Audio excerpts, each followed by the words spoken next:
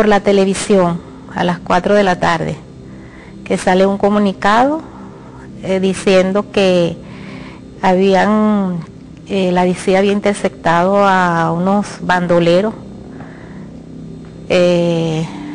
narcotraficantes, o sea, se decía tantas cosas de ellos. El 27 de abril cumpleaños papá y el 8 lo matan, pero la semana esa del 5, o sea, del 1 al 5 de mayo, a mí me llega una carta en Maracaibo, de la cual me dice que él, o sea, enviada por él, donde él me dice que me iba a ir a visitar, pues, cosa que nunca ocurrió. Me entero fue el día 8, el mismo 8, pero ya a mediodía tarde, por boca de un amigo, me hizo el comentario: Pedro, mataron a tu papá, un enfrentamiento.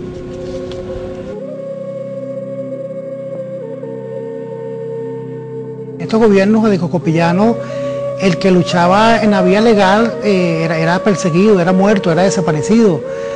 Ahora está Noel Rodríguez, está Pancho Alegría, está el Motilón, está la masacre de la Victoria, o sea, no había una marcha estudiantil por el pasaje, por el cupo, donde no mataran a 1 o 3 estudiantes o se lo llevaran preso.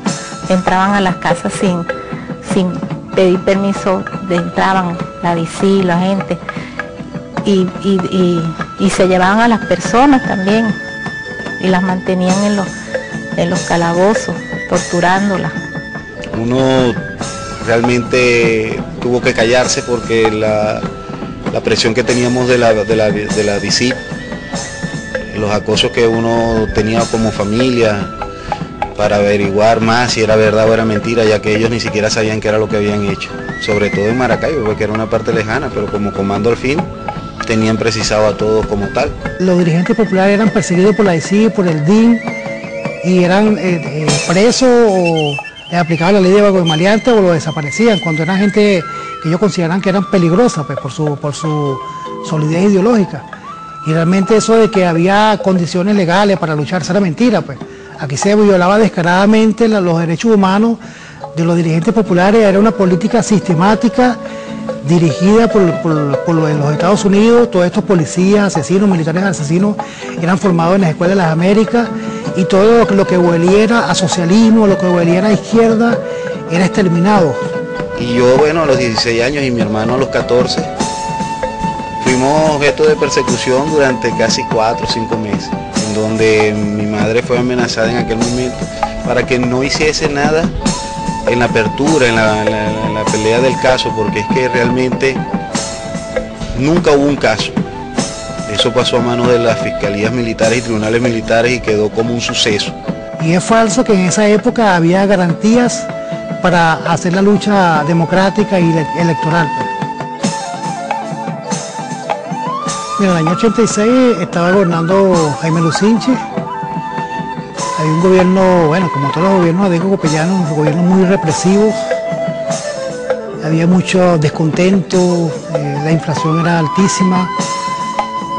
Pero también había una búsqueda en el campo revolucionario de esa lucha que venía de siempre, pues, buscando un mejor gobierno, un gobierno socialista, bolivariano.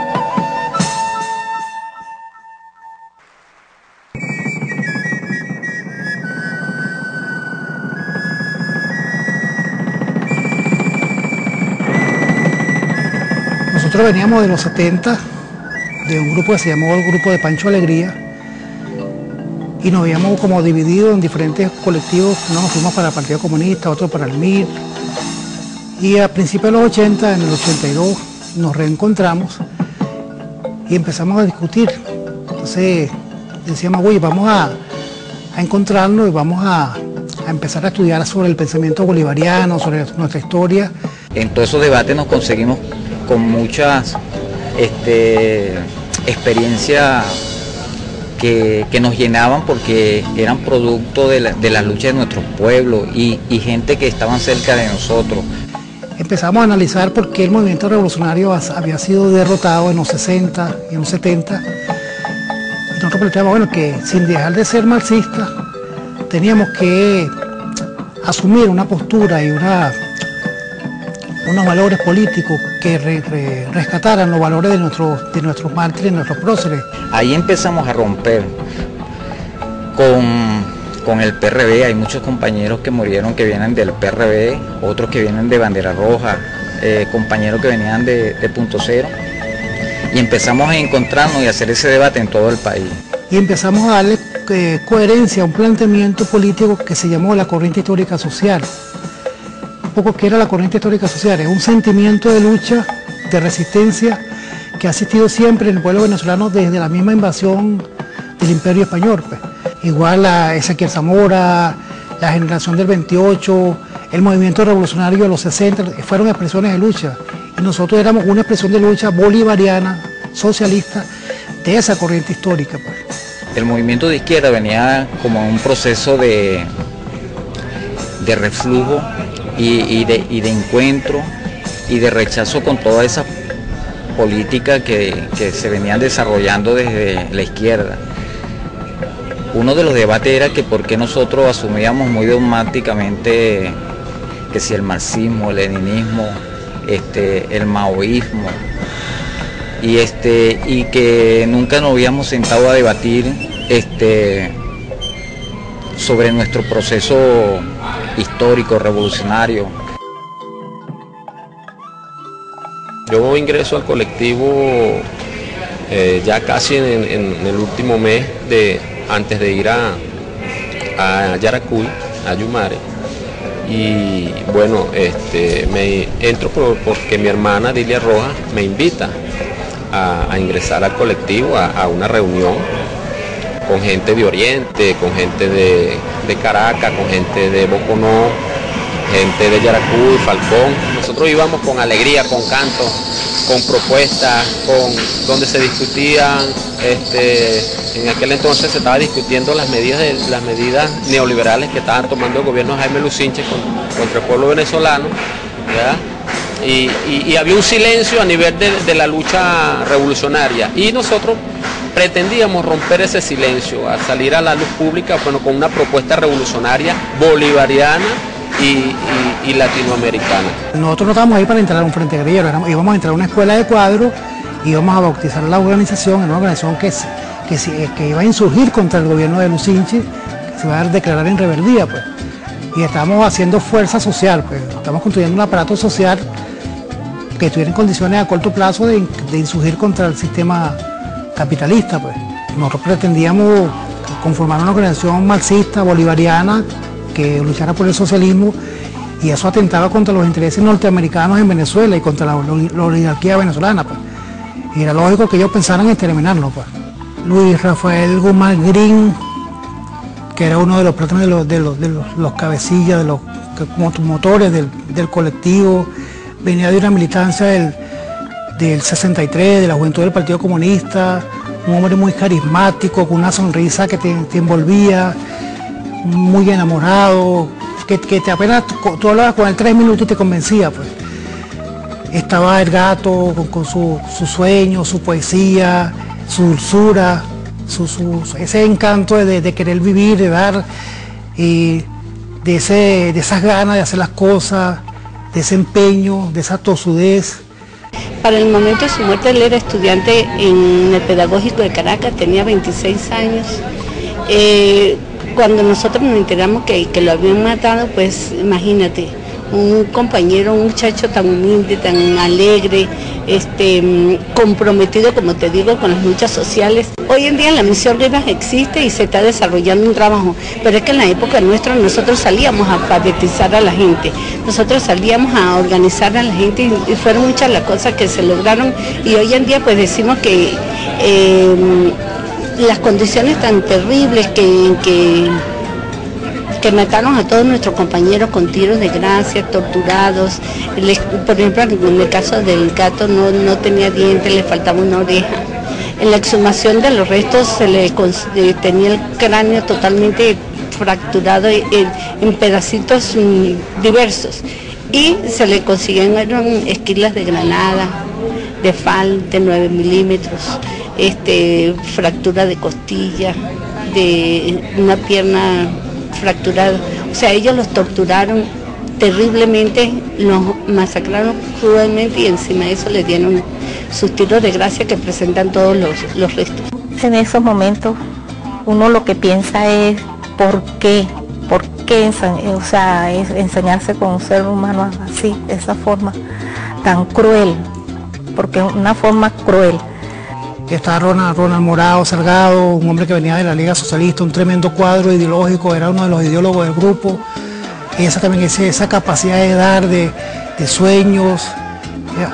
Alfredo Caicedo, compañero nacido en Cali, pero de aquí nuestro, también con una formación, con una capacidad de dar cosas, de escribir, de aportar, de hacer canciones, de hacer poesía, pues todo tenía esa parte de poeta, de cantores, ¿no? De Pedro Jiménez, un luchador sindical, era un compañero que venía del sindicato de transporte desde los 70, venía del PRB, oye, muy constante. Nelson Castellano, también poeta, luchador también de popular. Romero Madrid, Alberto Romero Madrid, también músico, trabajador de barrio, también enamorado de la vida, con esa ganas de luchar, con una capacidad de aportar política, ideológicamente. Dilia, una mujer heroica, era nuestro estandarte, pues, que es muy calladita, pero muy tosuda, muy persistente, ahí siempre con uno. José Rosendo Silva, bombero campesino de Guárico, trabajador popular del barrio Francisco de Miranda en Valencia, muy constante y siempre con nosotros de décadas. Todos eran compañeros valiosos, pues, valiosos y con una capacidad de aporte que no se merecían esa muerte, pues.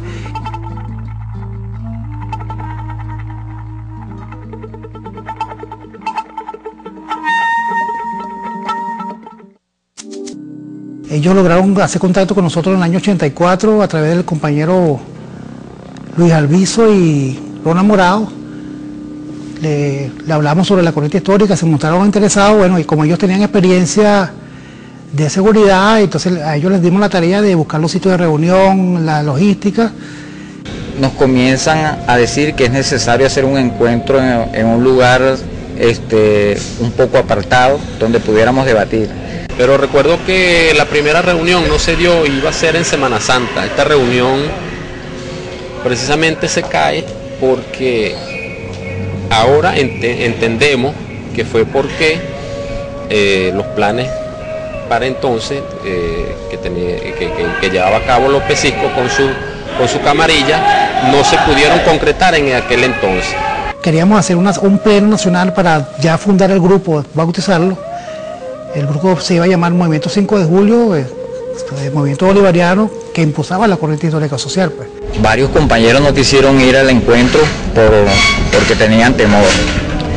Yo fui al encuentro, bueno, por la confianza que tenía en Green y en los camaradas, de que eso estaba controlado, ¿no? Pero en ningún momento estuvo controlado, tenían controlado a nosotros. Y es cuando surge dentro del grupo la duda y se comienza a ver comentarios de que hay infiltrados dentro del movimiento. Dentro de varios camaradas se toca de que a través de unos camaradas que habían estado en Cuba, de que nosotros estábamos infiltrados y se comienzan a dar y nos dicen que es la gente que viene de Bandera Roja. Los investigamos, tuvimos referencia de la dirección de bandera, que era gente de confianza. Ellos eran Norberto Rebanales, Alirio Rebanales, Belgenis Veracierta y Antonio Rafael Rojas. En esa oportunidad estaba preso Gabriel Puerta Ponte. Unos camaradas se dirigen a donde estaba detenido y le hacen mención sobre esta persona. Dijo no, que él daba la vida por esos camaradas, que esos eran camaradas. Nosotros seguimos teniendo la duda, pero como veníamos en un debate abierto, no temíamos pues a que estuviéramos infiltrados. Ellos se habían pasado para la ICIR en el año 79, ellos venían del Frente Américo Silva, que ellos quedaron como una unidad de inteligencia de intervención, pues, como clandestina, pues. La tarea de ellos era infiltrarse en los grupos y montar estos escenarios de masacre y nadie sabía de ellos, pues. Ellos fueron los que montaron la masacre de Cantaura, la gente de bandera no investigó y que quedaron limpios, pues. Son los Rabanales los que montan todo lo que es buscan el lugar, la logística, la retaguardia que ellos habían montado y que para la seguridad. Nos sorprendemos cuando llegamos al lugar y habían armas y uniformes. Fue lo primero que le dijimos a los camaradas que no estábamos de acuerdo con eso, pero decía que eso eran solamente armas para la seguridad, no eran armamento de guerra.